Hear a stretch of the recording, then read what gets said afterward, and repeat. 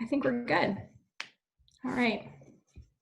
Okay, so everyone, thank you for coming. I'm so pleased that you've made some time and space in your day to come to the Hub and to join us for this presentation on technology and wellness. Tech is such a huge piece of our lives these days that it has some impact on our mental well-being, and so I'm hoping that presentation tonight will support you in using technology in your life in a way that is helpful. Okay, so just before we jump into what this presentation is about in technology and wellness, I just want to take a second to just make note of psychological safety and challenging by choice. And so really what this means is you, as the youth participating in Hub tonight, you get to choose the level of challenge that will maximize your learning. So this means that if at any point in time during our time together this evening, if you begin to feel uncomfortable or psychologically unsafe, right? So kind of meaning if you're feeling in crisis or you're feeling like your emotions are moving up and down, you have the right, and you also have the responsibility to disengage from our activity if you feel you need to, and reach out for that support. So the information on how to access that is the stuff that Jenna posted in the chat. Yeah, and so please do feel free if you need to be reaching out to those supports. So the content, the resources, and the discussion that's going to surround our presentation tonight, I just want to note, doesn't substitute consultation or support from a mental health professional. And if you feel that following our presentation that technology is an issue in your life, or you have further interest or questions in exploring that, please feel free to reach out and connect with one of our clinical therapists through that drop-in telephone counseling support that we referenced earlier on in the presentation. And if you have any questions about accessing that, always feel free to ask in the chat. Alrighty, so moving forward. So why are we talking about technology and wellness? So your diet is not only what you eat, it's what you watch, what you listen to, what you read, the people you hang around. Be mindful of the things you put into your body emotionally, spiritually, and physically. And so when we are talking about technology and wellness, it's because the research has shown that there's a really strong relationship between our technological diet, so how much tech we're on and we're using and how we're using it, and our mental well-being. So some of that research has shown that there's a rise in social media like Facebook and Twitter and Instagram. The time we spend on these has increased some mental health concerns amongst youth. Other folks believe that our tech and our media use are solutions to our mental health and well-being. And so tonight I'm hoping to put forward a bit of a balanced perspective to help us build some awareness of the benefits of technology and some of the risks of technology, and hopefully give you guys some tools on how we can best use technology to support our well-being. Okay, so we have our first poll for tonight. So Jenna, you are the poll person for tonight. If you can launch this poll, that would be ever so helpful. Thank you so very much. And so our poll has 3 questions on it for this one. And so it asks, do you feel anxious when you are not checking your phone or another device? Do you often compare yourself to other people on social media? And do you think it might be a good idea to reduce your screen time?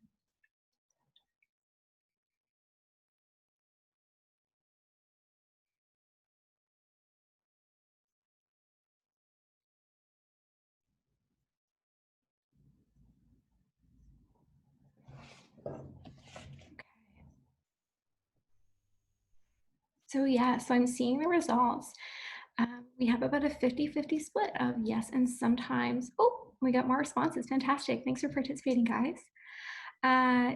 Yeah, okay, so we've got about a 33% split along the way, feeling anxious when you're not checking your device, comparing yourself to people on social media, and thinking it might be 100%, oh, that's great, thinking it might be a good idea to reduce some of your screen time. So thanks so much for participating in those polls, guys, and letting us know sort of where we're at and what we're working with. And so I'm really hopeful that this stuff will be helpful for you. So let's keep going forward. Okay, So tonight we're going to talk about what are technology and wellness. What are these things that I keep referencing? The benefits of technology, the ways in which it helps you and supports you to have wellness in your life, the risks, so ways in which we can kind of identify, hey, maybe that's not so helpful for me, maybe that's hindering my well-being, and hopefully finding some balance, maximizing our well-being. And then I've got some resources and some reference for you guys to use if you want to take some steps towards changing your tech use. Okay. So what is technology? And so when we are talking about technology throughout this time together, really what we're referencing is any type of technology that facilitates an exchange of information or communication between sources. So this could be something that facilitates an exchange of information between you and another person in a digital manner. So this could be stuff like our computers, tablets, our smartphones, websites, apps, emails, messaging systems, gaming systems, and even television, because that is a source of media that sends a message, it communicates something to us. So just keep in mind what we're that being technology and talking about technology this evening. Okay. So, Jenna, we have another poll, and this is, what types of technology do you use? So let's get a feel for the type of technology that we use in our day-to-day lives. Thank you, Jenna. So we've got a few different options here, right? We've got our landline phones, our home phones, cell phones, smartphones, tablets, laptops and computers, web chat. So that could be anything like your FaceTime, Skype, your WhatsApp, your Zoom, messengers, right? So texting, Facebook Messenger, other types of social media like Instagram, Snapchat, video online gaming, and television. All right, so we'll just give a little bit more time for anyone else who wants to answer a chance to select the type of tech that they use. Fantastic. All right, so let's take a look at our results here. Okay, so type of technology we use, we've got 67% of people use our smartphones and tablets. 100% of us are using laptops and computers, web chats, messengers, social media platforms. Almost 70% of us are using online and video gaming, and then all of us are watching television. Okay, so these are the types of tech that we are using on a regular basis. Thank you for writing that poll, Jenna. Okay.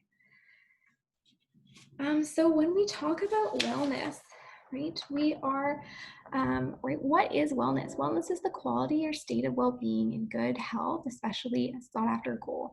So it's kind of a chunky definition, but usually when we think about wellness, we think about our physical health. We think about our physical wellness, right? And so in our session tonight, we are talking largely about our mental wellness, and that is the state of our mental well-beings, or the efforts that we put in to create a sense of what feels like mental stability or mental wellness for us. And so that's going to look and feel a little bit different for everyone based off of who they are and their genetic makeup and what their life looks like, and what's going on in their lives.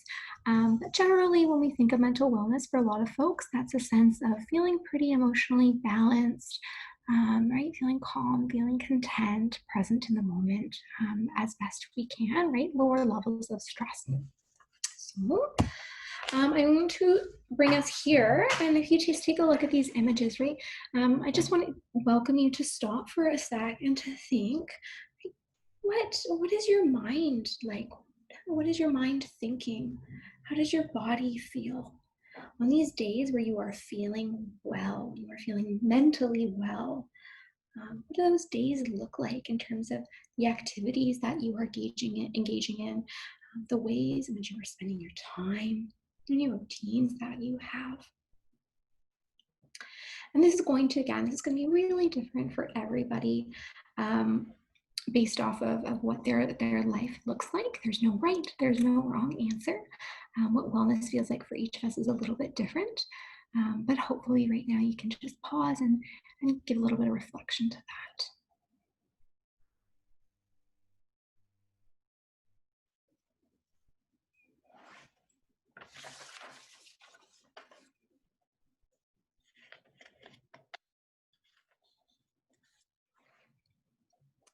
So the one thing I want to note with regards to our mental wellness is that it also doesn't exist just on our own or on its own, right? Wellness in one area of our lives is really connected to the other area of our lives. So just to be considerate that our mind and body are connected, right? So just think of when you are feeling anxious, your body might feel uncomfortable, kind of jittery, kind of hot and sweaty.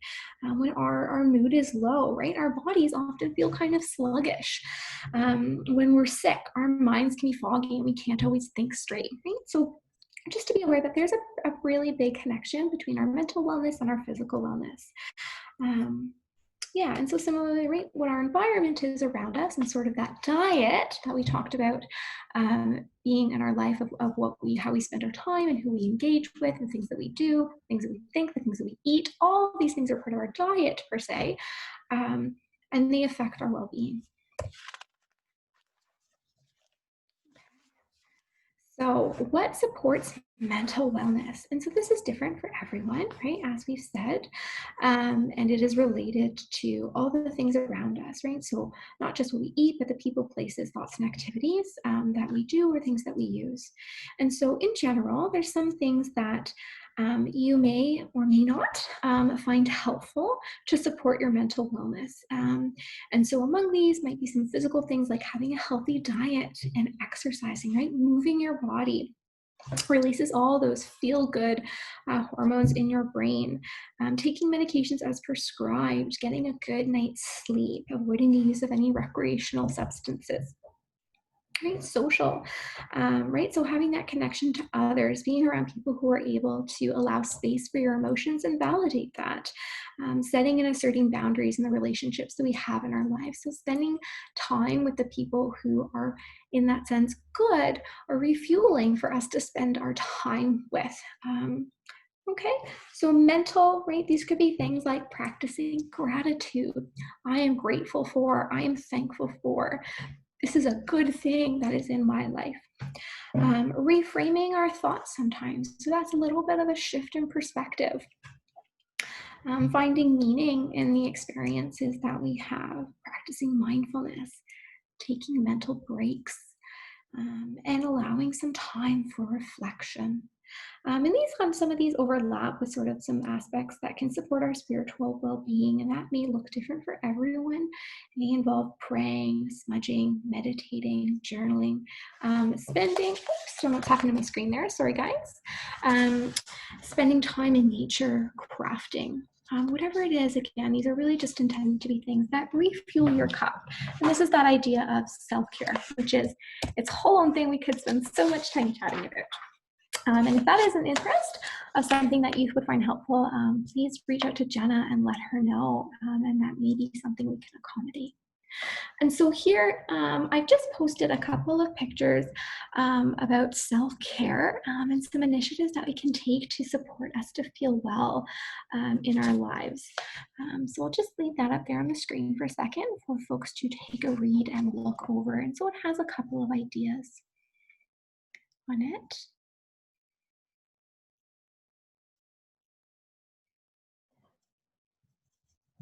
Okay.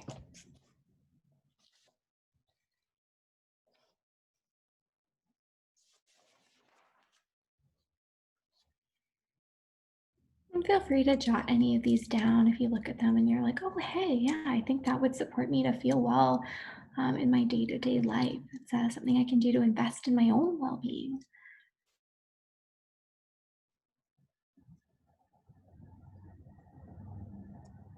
Okay. All right, guys, so we're going to jump to some of the benefits of technology.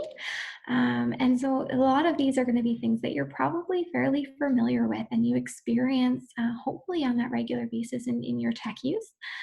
So right, some of these benefits are things like, especially right now, facilitating that social connection. So it helps us stay in contact and connected with the people that we care about, with the people that we have to stay in contact with because of work or school or what have you. And we do this through things like social media, video calling, messaging, youth hub, right? Stuff like this. And so technology can be really helpful ways for us to have connection with each other, especially sometimes out this way when we maybe live in rural communities and right, there's a little bit of that physical distance barrier in getting to see other people, and as well right now with COVID-19. And so sometimes it allows us to join clubs or groups where we can receive support, or we can have some connection, or we can just share interests and build some hobbies that we might like. So as a creative outlet, technology can be a great resource for that as well, by allowing us to create or publish things that we make. So whether that's writing a blog or making a video and posting that on YouTube, or writing our poems and posting that online, or any other creative projects that you do, that you can connect with community that also cares about those things. Entertainment, right? So we're talking about our technology, such as TV shows, movies, podcasts, computer and video games that can serve as enjoyable entertainment. At times can be really educational too, right? We can learn a lot if we watch a documentary or what have you. And then even in some games we play online, there can be learning in that. And so skill building, right? So some things help us build skills, whether that's problem solving, organization, communication, right, or self-control. There's all kinds of benefits to this. And then as well as monitoring our goals. So sometimes there are tech apps or even pieces of technology in our daily lives, like if those fancy watches, I don't remember what they are called, right, which tracks your steps in the day or your heartbeat. All these are ways that, again, they support our wellness. And of course, access to information. So technology, notably the internet, it provides access to information, which can help us get the information that we need, be informed, for instance, about news or illness, right? I know right now, a lot of us are pretty connected to the news and trying to find out, hey, what are we allowed to do in terms of social connection? And it's really great when we get those updates that, okay, we can reconnect with a few folks. Okay, so those are our benefits. And little Miss Helpful here, there's also a flip, and we've got Mr. Bump. All right, so for all the ways in which technology is helpful for us, and I hope that you guys are experiencing those benefits of technology, there are any of these things that were on this list. In excess, they start to become harmful to our well-being and are no longer helpful. So anything that is too much of it, right, too much of a good thing, it stops being a good thing. So right here, we want to consider the importance of moderation, intentional or mindful use of something. So it's really helpful to take some time and to notice when, how, and why. So I'll say it again: when, how, and why we use technology, and then the impact that that has on us. So technology might be becoming problematic when its use stops being helpful, starts causing some harm. And what that harm looks like, it can vary based on person and based on context, right? So it may be harming to our self-esteem, to our relationships, to our productivity, right? So our ability to get schoolwork done, or various other aspects of our life. All right, so Jenna, I'm going to ask for your assistance with launching another poll.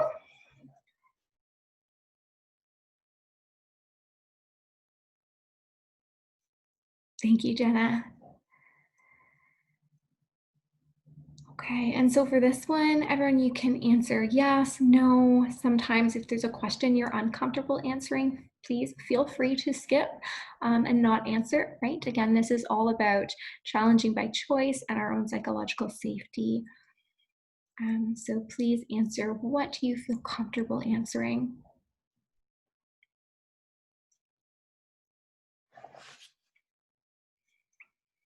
So I'll just read these out. So I feel pressure to look a certain way on social media or other sites. I feel pressure to act differently to fit in, such as feeling pressure to hurt other people. So that's stuff like cyberbullying. I worry what would happen if important people in my life saw the things I posted online. I feel disappointed if I don't immediately get a reply to my message or post. This can also include stuff of I post something and I don't get a lot of likes. I can't ever see myself without my favorite technology for too long. I get anxious when I can't find my phone or access my social media accounts. I self-diagnose using Dr. Google. So this is the practice of Googling your symptoms of how you're feeling and then saying, oh, I must have this illness. Technology use is impacting my health, like sleep, eating habits, or my exercise routine. I get lost in time, lose track of time when I use technology. Using technology helps me ignore problems or difficult feelings or avoid doing things I'm responsible for doing. The amount of time I spend on technology, such as texting or spending time online, negatively affects other parts of my life, such as relationships, my performance at work or school, or necessary daily tasks. Okay. So I'm just going to give about another 30 seconds to about another minute here to just see if anyone else wants to add their responses. And if you don't feel comfortable, that is a-okay.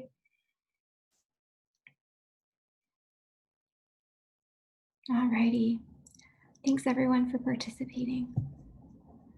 Okay, right. So we've got a mix of, right, about 70% of folks feel pressure to look a certain way online. 30% of people, that's a sometimes. Feeling pressure to act differently. Okay, that's a no. Worrying about what would happen if important people in my life saw things I posted online. Some yes, some no. Feeling disappointed if I don't immediately get a reply to my message or post. No, and sometimes. Can't ever see myself without my favorite technology. No, okay. Dr. Google self-diagnosed. Mainly no. Technology is impacting my health, like sleep, eating habits, or exercise. So a mix on that one. Getting lost in time when you use technology sometimes. And using technology helps me ignore difficult feelings. No, and sometimes. And amount of time I spend on technology negatively affects other aspects of life. So for some folks, yeah, that's a bit troublesome, and for some folks, not so much. And it sounds like maybe sometimes that's a little bit context dependent. So thanks, guys, for participating. And like always, there's no right or wrong answer. This is an individual thing, and we're on an individual journey with our tech use, and that changes over time and in different contexts. And so. Right, so we want to look at what's maybe harmful and what's maybe helpful. And just before I jump to that, I just want to note that if you answered yes, or if you answered sometimes to the questions on that poll, that is a-okay. Right? No one uses technology perfectly. No one always uses technology in a way that supports their well-being. No one always uses technology in a conscious way. Sometimes we're just using it, right? And so there's no shame, there is no blame. And sometimes if we're using technology in a way that is harmful to us, and so, right, the concern would maybe arise if that's a consistent pattern of we're always finding that we're having a pretty tricky relationship with technology. But even if that is the case, right, that just illuminates that, hey, this is something that we can get support on, something we can work on to create some more wellness. So I have a little spot here where we talk a little bit about some of the risks of technology as being helpful or harmful, and just to kind of draw some contrast of what that might look like in some situations. So that could be something like Googling what a certain bug looks like a tick in our tick season we're in now, so that we know what that looks like. It's probably pretty helpful, right? Versus trying to say, oh, I was bit by something and I have a red mark, and now, I'm going to self-diagnose myself with an illness that comes with a tick bite, right? That's probably not so helpful. That's probably going to create some pretty significant anxiety. Right? Something that could be maybe helpful in terms of tech use would be looking at an old friend up on Facebook to reconnect, as opposed to looking them up and going through all their pictures and then comparing their life to yours. That might not be so helpful. Right? Sending a message to someone versus sending repetitive messages, especially when they don't answer us. And taking a break to watch TV, right? A little bit of rest and relaxation versus binge watching a season of a show on Netflix, right? So there's some contrast between those activities of what's maybe helpful and in moderation, the why of why we are doing something, versus sometimes what might not be so helpful, might be harmful to ourselves and to our relationships. Okay, and so I wanted to put this piece here of, oh, that's okay. So if you are someone who did this or are watching this later and you know, hey, yeah, like I answered yes to a few things, or sometimes, or, you know, hey, I didn't realize the role tech was having in my life and that maybe it's causing some harm in my life. My response to that is, the bigger your challenge, the bigger the opportunity for growth, right? And that is not a journey if you feel you need. That's not a journey you need to do alone. You definitely feel welcome to reach out and get support around that if you feel you need.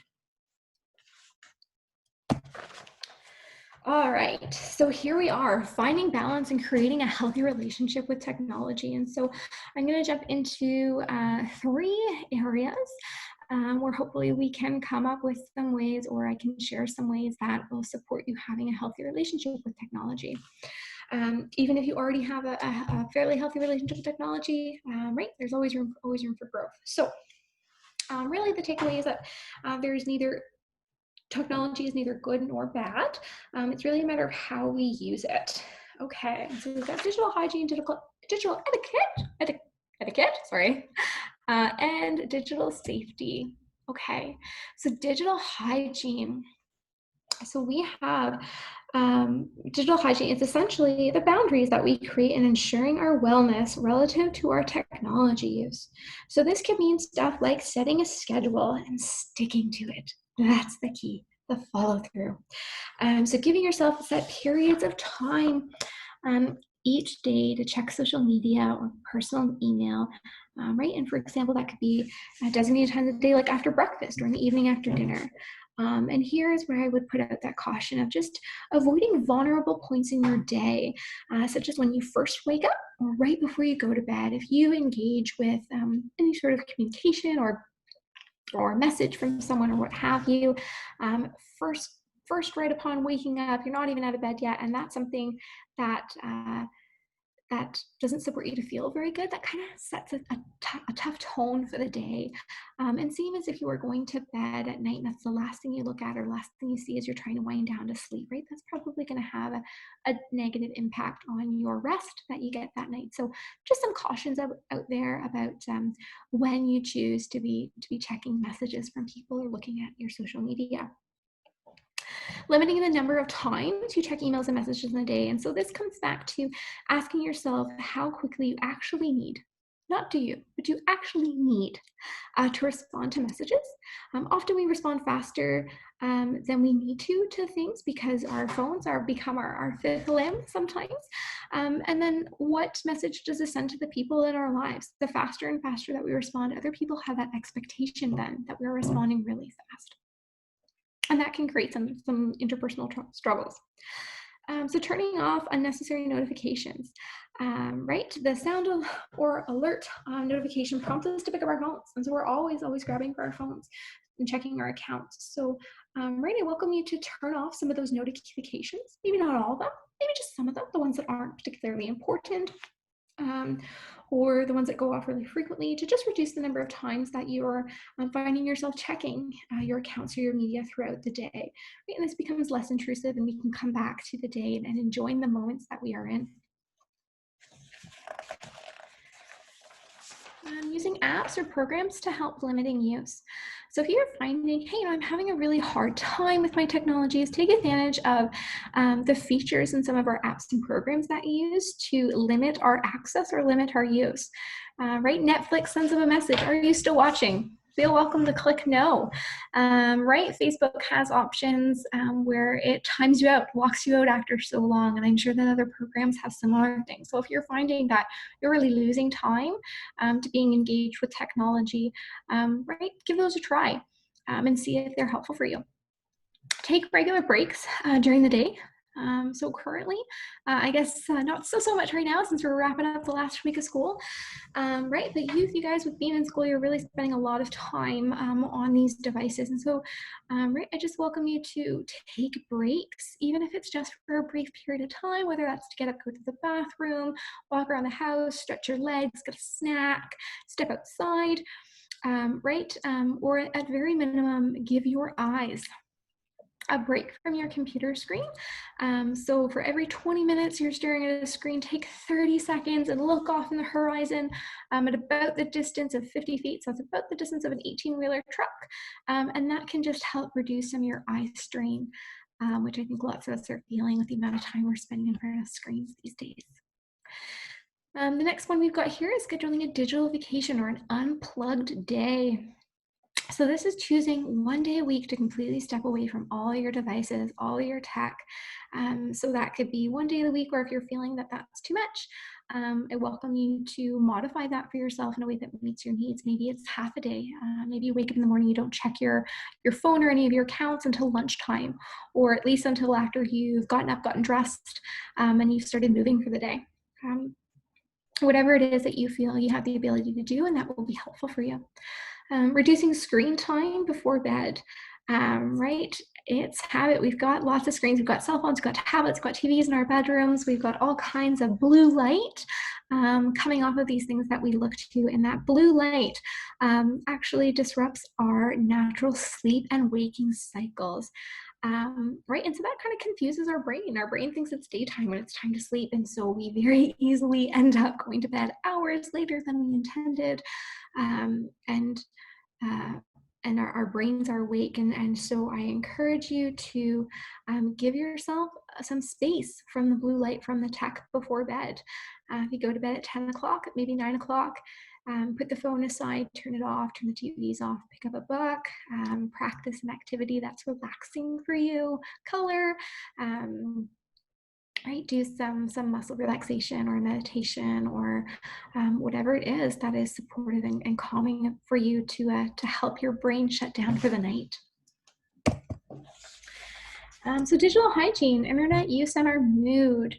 And so how we use technology has a really big impact on our mood, right? So for example, reading extensive amounts of news, right? And news these days often, right, we're getting news on social media, and that news is sometimes news from news sources, but sometimes that news is just everybody and anybody's opinion, right? And so constantly being exposed to that sort of 24-hour news stream, right, that can be kind of emotionally provocative.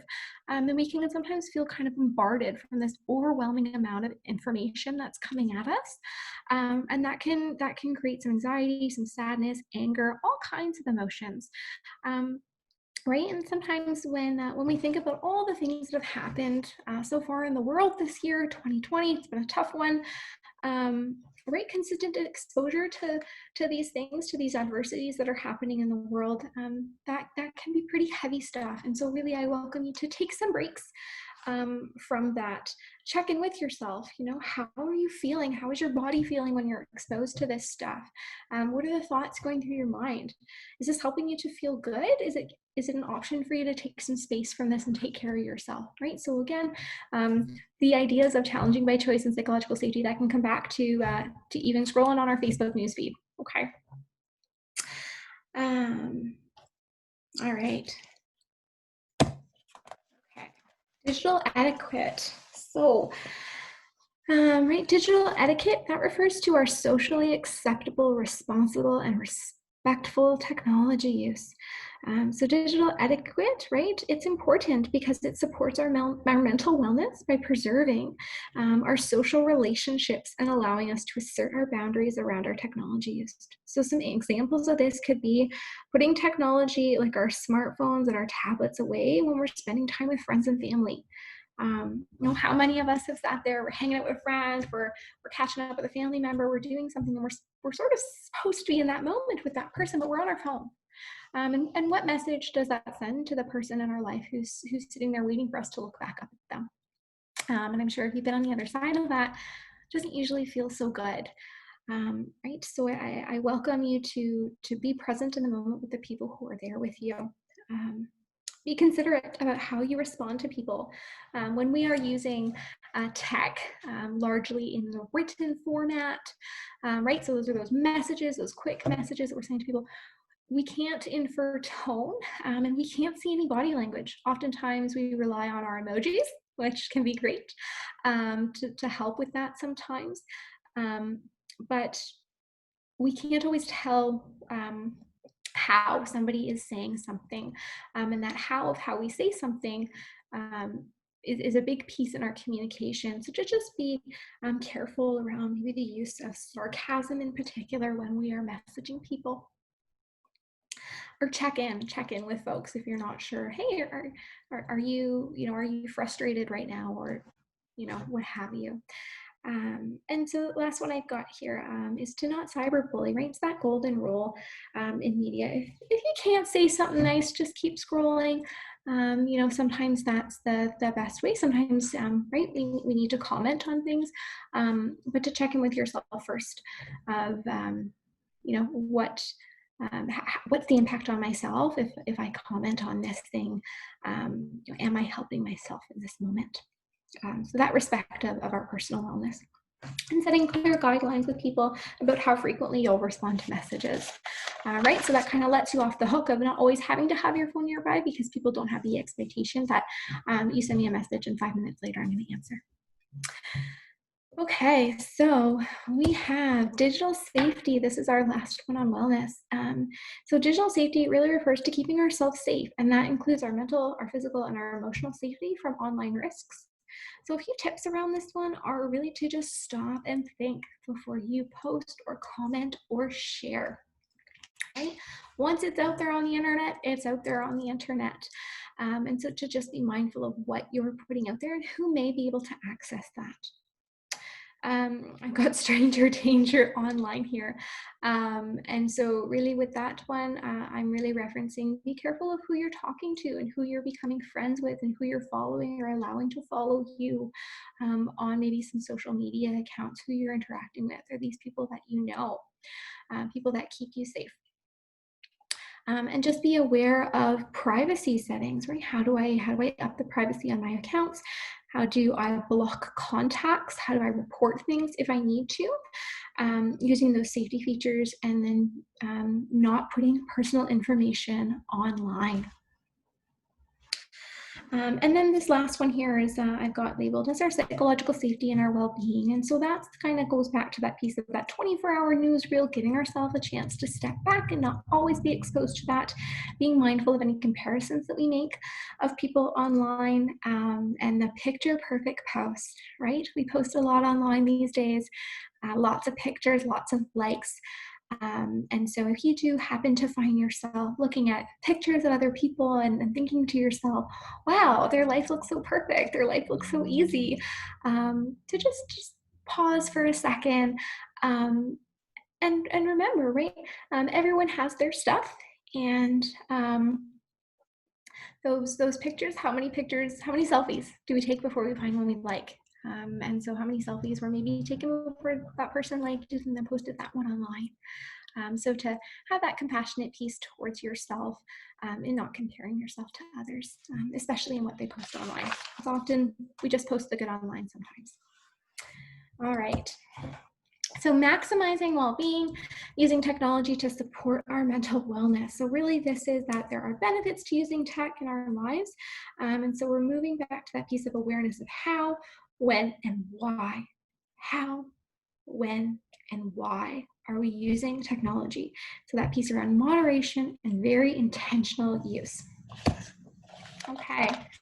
And because we are in our tricky times of COVID-19 right now, right, I just wanted to allow an opportunity for us to connect around that. And so this current global pandemic with COVID-19 has really, really pushed us further into this tech world, where we are so much more dependent on technology for communication and connection with others. And so trying to find a balance between a world in which we now have to use a lot of tech, and not allowing ourselves to be consumed by all of that technology. And so I really welcome you to try to balance technology and non-technology based activities. If you are having to spend a lot of time online, the time you don't have to spend online, spend it outside, spend it away from a screen, spend it with people in person if there are people that you're able to do so with safely.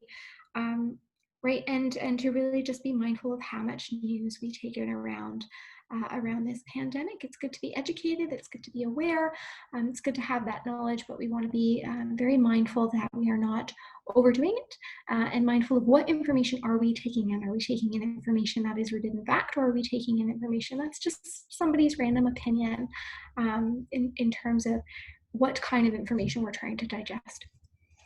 And so I do have a handout for folks, which is a list of non-technology based activities that you can do. And so I believe that Jenna has sent that out by email.